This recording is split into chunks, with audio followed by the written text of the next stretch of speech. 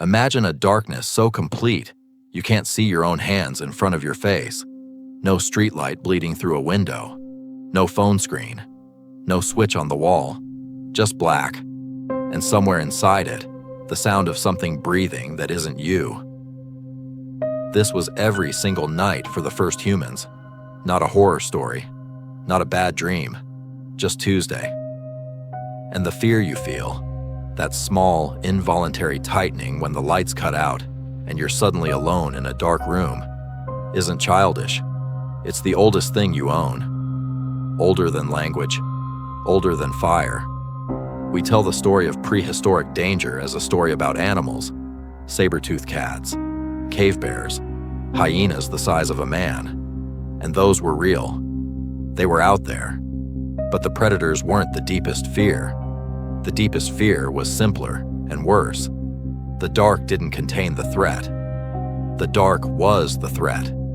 Because in the dark, every advantage a human had, eyes, planning, the ability to see a problem coming from 50 feet away, simply switched off. A human in daylight is a clever, dangerous animal near the top of the food chain. A human at night, alone, was just soft and slow and blind. Everything that made us dangerous during the day made us prey after dark. So the brain did something extraordinary. It started to fill the dark in. You've felt this. You're alone in a quiet house. The lights are off, and a shape in the corner becomes a person. A coat on a hook becomes someone standing still. A creak becomes footsteps on the stairs. Your mind takes ambiguous information and resolves it. And it almost never resolves toward, it's probably nothing. It resolves toward threat. There's a reason for that, and it's brutally simple. Imagine two ancient humans lying awake in the dark. One hears a rustle outside the shelter and assumes it's the wind. The other hears the exact same rustle and assumes it's a predator and reacts, gets up, gets closer to the fire, wakes the others. 9 times out of 10, it was the wind. The cautious one wasted energy and sleep on nothing.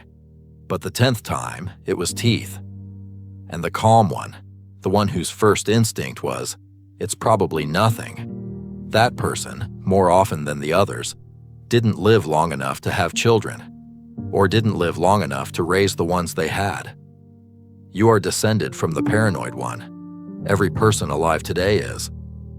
The fear of the dark isn't a flaw in the human mind. It's a feature that survived precisely because the humans without it didn't survive to pass it on. If you've ever wondered why your brain does things that feel irrational, the fear, the dread, the sense that something is watching you from somewhere it shouldn't be, this channel is built on exactly that question. We take the strangest parts of being human and trace them back to the first minds that ever had them. New one every week. So what did they actually do about it? Because lying awake terrified every night for hundreds of thousands of years isn't a strategy. It's a death sentence by exhaustion alone. They didn't conquer the dark. You can't conquer the dark. It's not a thing. It's the absence of a thing. So they did something stranger. They built a hole in it. Fire.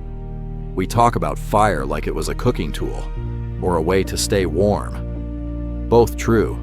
But the first and most important thing fire did was psychological. It carved out a circle of light in an infinite dark, and inside that circle, for the first time in the history of our species, a human being could stop scanning, could put the threat down for a few hours, could close their eyes without their brain treating it as a small act of suicide. And something happened inside that circle that may have quietly built everything we are. Because when you're no longer staring into the black, waiting to die, you do something else instead. You talk. You look at the faces around the fire. Really look at them, lit from below, familiar. You tell the others what happened today, what you saw, what you're afraid of, what you hope is true. Anthropologists who study the last remaining hunter-gatherer groups on Earth have noticed something striking about this. During the day, conversation is almost entirely practical. Tools, food, who's doing what, Who saw what, where the herd moved. But at night, around the fire, the conversation changes completely. It becomes stories, myths, ancestors, the people who used to be here and where they might be now. Imagination, the deliberate telling of things that aren't literally true in order to mean something, may have been born in the one place on Earth it was ever safe enough to try. The fire. Here's the part that should unsettle you a little. We won. We beat the dark so completely that most people watching this right now have never spent a single night in genuine, total darkness. Streetlights, phone screens, a glowing router in the corner of every bedroom on the planet. We carry a small fire in our pocket, and it never goes out. And the fear is still there. A child still doesn't want the closet door left open at night. An adult still walks a little faster past a dark hallway, still feels a flicker of something when a house creaks at 2 a.m., still reaches for a phone screen the second they wake in the dark, not to check anything, just to make the light come back. We built a world with functionally zero nighttime predators for most people on Earth, and the instinct never got the memo. It's still running the exact program it was running 40,000 years ago. Still scanning, still resolving ambiguous shapes toward threat, still treating a quiet house at 3 a.m. as if something might be breathing in the corner of it. That's what an instinct actually is. It doesn't ask whether it's still needed. It just runs. The first humans never defeated the dark. They learned to live beside it. They lit a small fire, pulled the people they loved in close enough to see their faces, and told each other stories until the fear got quiet enough to let them sleep. We still do exactly that. The fire is just smaller now.